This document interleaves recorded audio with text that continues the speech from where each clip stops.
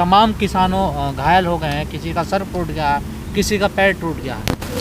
ये सरकार की बहुत ही निरंकुशता तो है ही, इसके साथ ही साथ जो हमारे देश के जो पुलिस है, बात समझ रहे हैं, उनको ठीक है ड्यूटी दी गई है, लेकिन इतना गुलामी नहीं करना चाहिए कि जा कर के एकदम हद कर दिए हैं।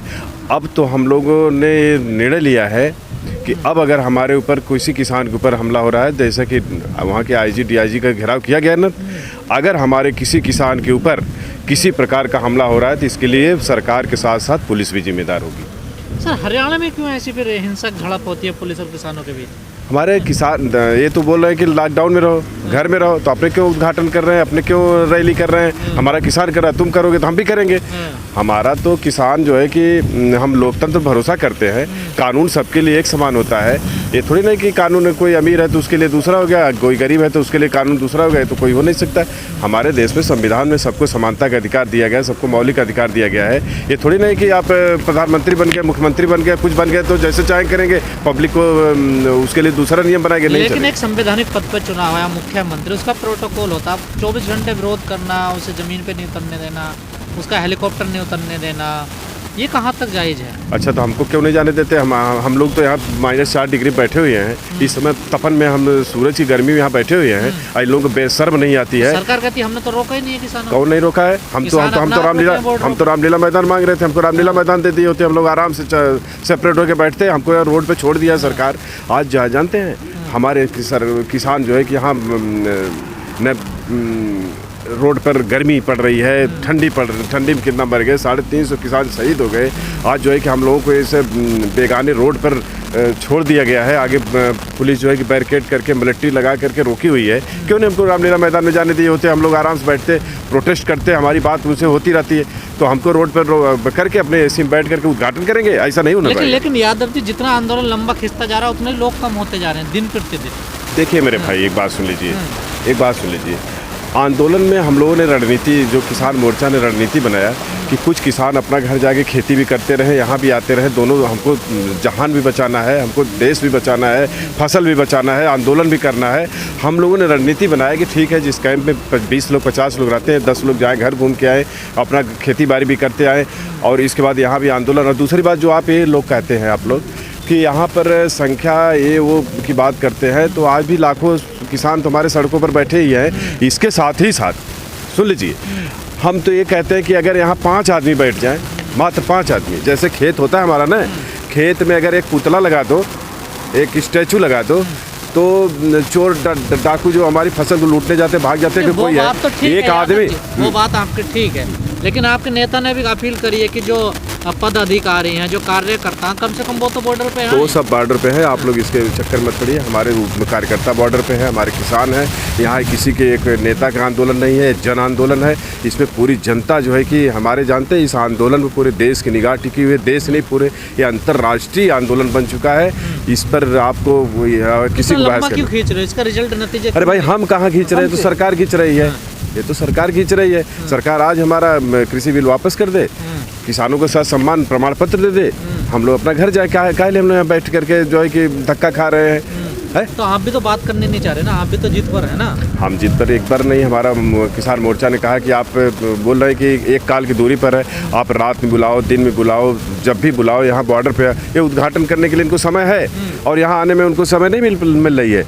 देश की हमारी एकता और अखंडता खतरे में डालने के लिए इनके पास समय है।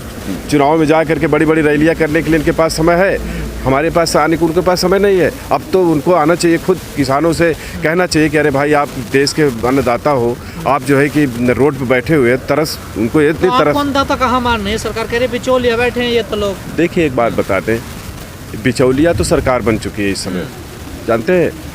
हम तो पूंजीपतियों की बिचौलिया बन गई है। हमारे अन्न को ले जा करके बिचौलियों के तिजोरी में बंद कर रही है। अभी साइलों में बना करके हमारे जितने भी प्रोडक्ट हैं, जानते हैं मई जून का महीना कितना इम्पोर्टेंट किसान के लिए होता है। ये हम जब किसान अपनी माल उपज ला करके घर रखता है, तो ये लोग लॉकडाउन लगा करके पूरी हमारी उपज को फिर जो है कि सस्ते दामों में ले जा करके स्टोर कर रहे हैं। 2 महीने के बाद जब उतारेंगे तो वही जो है कि कीमतें आसमान छूने लगे। आज दिल्ली में 5,000 रुपये कुंटल गेहूँ बिक रहा है। मैं जाकर प्रीवियस पैलेस में देखा।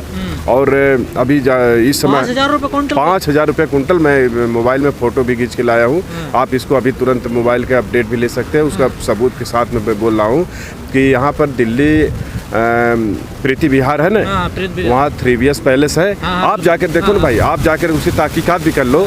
आप जाओगे वहाँ पर फर्स्ट क्लास का 5,000 रुपये पर कुंटल का बोर्ड लगा हुआ है। इस लॉकडाउन लगा के छोटे दुकानों को तो मार के बंद करा दे रहे हैं, छोटे दुकानदारों को बंद करा दे रहे हैं। पब्लिक रोड पे निकल नहीं पा रही है। अब ये 3BS पैलेस वाले जो बड़े बड़े स्टोर सरकार गोदाम खुला के पूंजीपति बैठे हैं, उनके पास ऑनलाइन डिलीवरी हो रही है। ये तुरंत जा रहे हैं, इसके बाद ऑनलाइन डिलीवरी के उनके पास गाड़ियाँ हैं। 5,000 रुपये कुंटल गेहूँ, मेरे भाई सुन लीजिए, हमारा गेहूँ 1200 से 1500 रुपये खरीद करके ला के स्टॉक किए, और यहाँ ले जाकर छोटे दुकानों को बंद करके पूरी दिल्ली में ये लोग 5,000 रुपये कुंटल गेहूँ बेच रहे हैं। और 8,000 रुपये से ले करके, सुन लीजिए ये भी शर्म की बात है, जो चावल है 8,000 रुपये से ले करके और 20,000 रुपये कुंटल चावल का जाके आप प्रिंट छिपिए। अगर झूठ निकल जाए तो मैं उसी दिन से यहाँ से वापस चला जाऊँगा अभी। और ये साबुत मैं प्रिंट का छपा करके ये लाया हूँ, अभी आपको मैं दिखा दूँगा। थोड़ा सा पहले निकाला नहीं था, नहीं तो अभी दिखा देता, लेकिन अभी प्रश्न आपने पूछ लिया। लेकिन यादव जी इतना लंबा क्यों खींच रहा आंदोलन को, क्यों खींचे जा रहे हैं? इतना आंदोलन खींच रहा है, ये देश की स्थिति का सवाल मेरे भाई बन चुका है। ये सरकार जितना दिन आंदोलन खींच रही है, ये सरकार जितना दिन आंदोलन खींच रही है, हमारे इश्यूज भी उतने बढ़ते हुए चले जा रहे हैं। और जैसे शिक्षा का है, इसमें जानते हैं इस सरकार ने हमारे गरीब नौजवानों को रोजगार छीन कर, उद्योग धंधे छीन करके आज सड़कों पर बैठा दी है।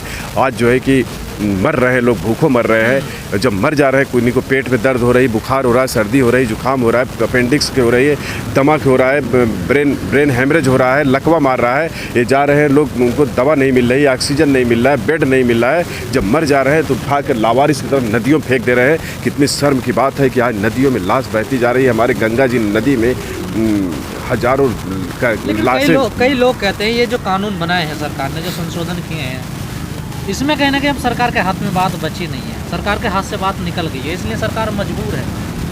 सरकार के हाथ में क्यों नहीं बात निकलेगी? जब ये पूंजीपति के लिए बना रहे हैं, पूंजीपतियों के हाथ में सौंप रहे हैं, हमारी तिजोरी को रोटी मुन के देने का प्रयास कर रहे हैं, तो कहाँ से उनके हाथ में रहेगी? ये तो सरकार को और कोई चला रहा है।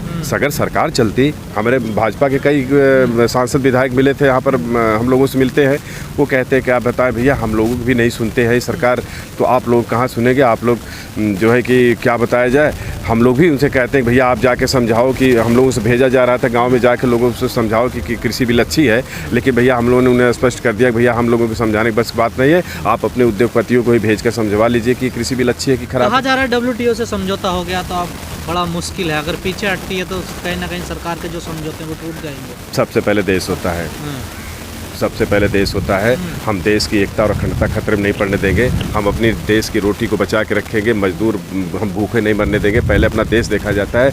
ठीक है, हमारा वसुधैव कुटुंबकम, विश्व हमारा परिवार है। हम विश्व को, कोई भी विश्व का ऑर्गेनाइजेशन नहीं करेगा, जुड़ा रहना भी तो बहुत जरूरी है। कोई विश्व का ऑर्गेनाइजेशन नहीं करेगा कि अपने लोगों को मार डालो, उनको खाने बिना मार डालो, और जा कर के उनकी भोजन को उनके तलब। हर देश की अलग अलग पॉलिसी होती है, सबकी पॉलिसी अलग होती है। सबसे पहले देश की सुरक्षा, देश की एकता, देश की लोगों की भूख, देश की कृषि डेवलपमेंट, देश के लोगों का पर अत्याचार रोकना है देश की सबसे प्राथमिकता होती है। लेकिन यादव जी, आप तो राजनीति में हैं और आप तो चुनाव भी लड़े हैं, क्या आपको नहीं लगता कि वर्ल्ड ट्रेड से जुड़ा रहना बहुत जरूरी है? पहली बात तो देखिए, मैं राजनीति की जो बात कर रहे हैं, मैं राजनीति में नहीं हूँ, मैं एक किसान हूँ। मैं चुनाव भी लड़ा, मैं जिला पंचायत का चुनाव भी लड़ा। सुन लीजिए, मेरा जिला पंचायत का मैंने चुनाव भी लड़ा, तो भी निर्दल लड़ा। मैं किसी राजनीतिक ऑर्गेनाइजेशन से संबंधित नहीं हूँ। मैं एक किसान के रूप में, हमारे जो भारत देश के किसान अन्नदाता यहाँ बैठे हैं, मैं उनके साथ हूँ, मैं उनके साथ लड़ाई लड़ रहा हूँ। और हम लोगों से किसी भी राजनीतिक पार्टी से नहीं मतलब है। जो वर्ल्ड ट्रेड की बात आप कर रहे हैं, ठीक है, वर्ल्ड ट्रेड की बात कर रहे हैं, तो वर्ल्ड ये नहीं कह रहा है कि अपने देश को मार डालो और पूरा अनाज हमारे यहाँ भेज दो, ये नहीं। सरकार कहाँ मारने की बात, वो तो मजबूती की बात कर रहे हैं। यही मजबूती है, यही मजबूती, यही मजबूती। हमारा यहाँ कृषि आंदोलन में जितने भी दिल्ली के अंदर जो अप्रवासी मजदूर हैं, उनको जब मार मार के सरकार खदेड़ने में मजबूर कर दी, भागने मजबूर कर दी है। हम लोग यहाँ पर नीचे भोजनालय की व्यवस्था किए हैं किसान मोर्चा ने, कि दिल्ली के वासियों जितने लोग हैं, हम लोग पूरा काल करते हैं कि जो भी अगर जिसको भी भोजन की व्यवस्था में दिक्कत हो रही है, आओ हम लोग यहाँ तुमको भोजन कराते हैं। सभी लोग आ भी रहे हैं, हम लोग दिन रात उनकी सेवा में भी लगे हुए हैं।